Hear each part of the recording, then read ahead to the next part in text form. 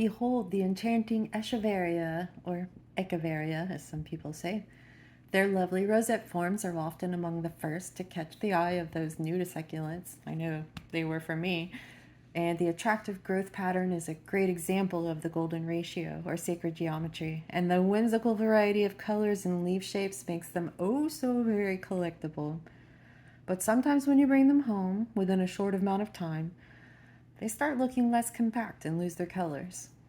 This video will help you learn what you can do to keep your Echeverias, Sedeverias, Graptoverias, Graptopetalums, Sedums, and other rosette form succulents looking their best. Light needs. Echeverias and other rosettes are very dependent on bright light to keep their leaves growing compact. Even the brightest indoor windowsills might not provide enough light, so grow lights are a great supplement.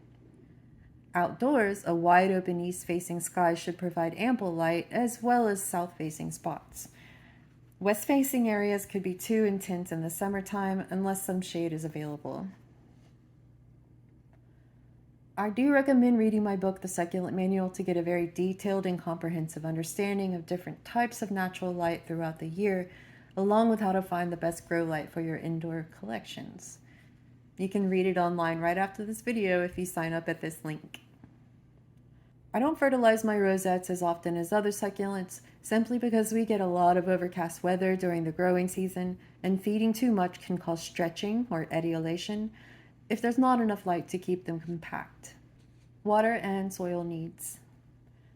As long as your eschies are potted in a nice fast-draining soil and unglazed terracotta pots with drainage holes, you can water every 10 days or so and not have to worry about roots rotting. The soil should be drying out within a week or sooner, preferably. In less than ideal soils and pots, it's best to water every 2 weeks or even less often. Some rosettes will show you how hydrated they are by how firm their leaves feel, but not all are so obvious. Echeveria algavoides and Sedum adolphii, or golden sedum, pretty much always have firm leaves.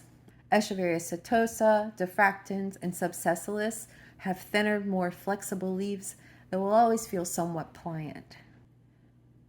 Soil dryness will be the best indicator of when to water. Just stick your finger in the soil or lift the pot to see how light it feels compared to right after watering. I let my pots dry completely and stay dry for a couple of days before worrying about watering again. Color retention. A lot of the colorful rosettes we see will lose their colors without a very specific combination of light, water, and temperatures that induce stress in the plants. Pretty much the whole state of California is a good example when looking at the factors required to keep succulents colorful. With little rainfall, mild temperatures, and copious arid and sunny days, Californians can enjoy brilliantly colored plants year-round. The colors we see in plants are created by pigments like chlorophyll, which is green, anthocyanins, which lends to the blues, reds, and purples, and carotenoids, which are red and yellow or orange like a carrot. There are other pigments as well. The various organic compounds of the pigments support the various needs of plants. The higher presence of a pigment indicates a response to an external influence like heat, cold, drought, seasonal changes, and other environment changes like, say, moving from a professional West Coast greenhouse to a windowsill in someone's home in Boston. Anthocyanins assist with UV protection and water regulation. Carotenoids assist in photosynthesis and photoprotection, and both have antioxidant properties as well. But since chlorophyll is the primary pigment in plants, being central to photosynthesis, that's the primary color we see. When a plant is entering dormancy, the production of chlorophyll reduces and the other pigments are revealed. That's why leaves change color on trees in the fall. Dormancy can be seasonal or a stress response to temperature, intense light, or drought. I live in Houston where it's always humid, gets tons of rain, and stays warm or hot most of the year. If I want to bring out color in my succulents when it's hot, I have to stress them with a lot of light and minimal water. Essentially, I am inducing dormancy, but again, it gets really hot here, like 90 to 100 degrees or higher during the hottest months, and too much heat stress will cause just about any plant to give up the ghost. And it's hard to water stress succulents in humid climates because everything dries slower, soil dries slower, The water succulents release nightly through transpiration slows because evaporation is slower. Think about your clothes when you sweat in a dry climate compared to a humid one. Does your shirt dry out quickly, or do you need to change after an hour in the garden to still be presentable in public? So drought-induced stress in hot, humid climates isn't easily achieved unless you're growing indoors with air conditioning and grow lights.